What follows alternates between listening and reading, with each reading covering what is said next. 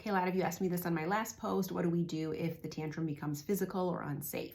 So let's talk about exactly what to do in that moment so you're not left kind of scrambling. And actually, it's quite scary for most parents, and it's also common. So I think having a blueprint of what to do is going to help you. So first and foremost, the second a tantrum turns physical, aggressive in nature, unsafe in any way, you want to remember two things. Number one is at that moment, you absolutely have to embody your authority as a parent.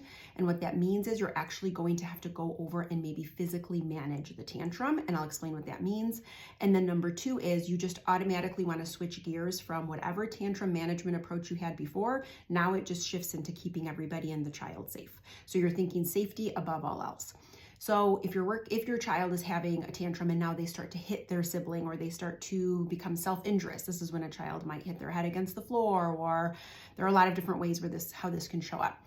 Number one, again, going back to that idea of you embody your authority as a parent, you don't get activated by this, meaning you are not going over there and matching their energy, starting to scream at them and saying things like, if you don't cut it out right now, you're going to lose this and you better stop. And I have seen so many parents escalate so quickly when they see this. And in part, it's because you perceive it with such severity that you feel like you have to match that.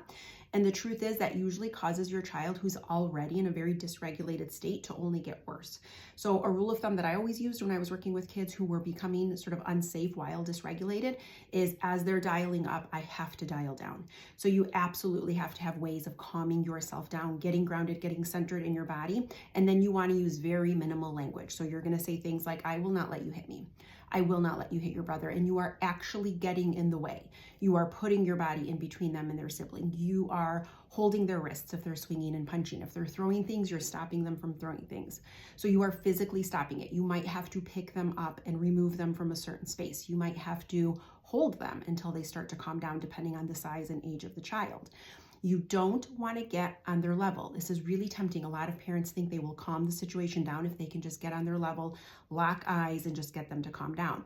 But the truth is, when a child is that dysregulated, when we are aiming to get on their level, they see it as like, you're coming to talk to me, which means more demands. I can't stand more demands right now. I'm already at a level 10.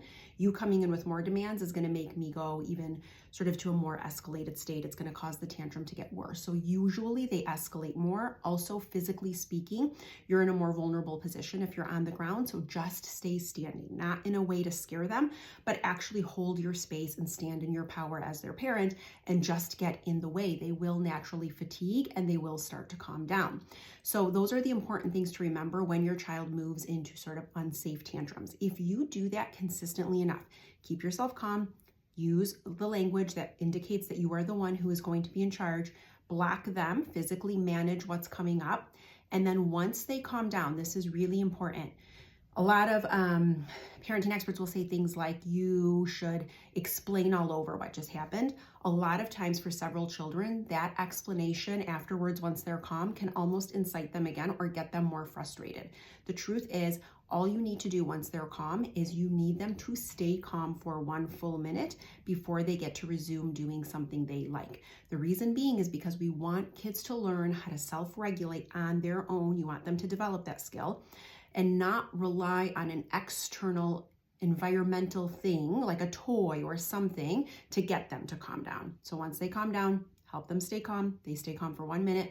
Perfect, then they can go back and resume. Yes, you certainly can talk about it at another time, but you want to think about how your child receives that type of information. But if you do what I'm saying in the moment and you do it consistently and predictably, those tantrums will stop and they will build the ability to self-regulate.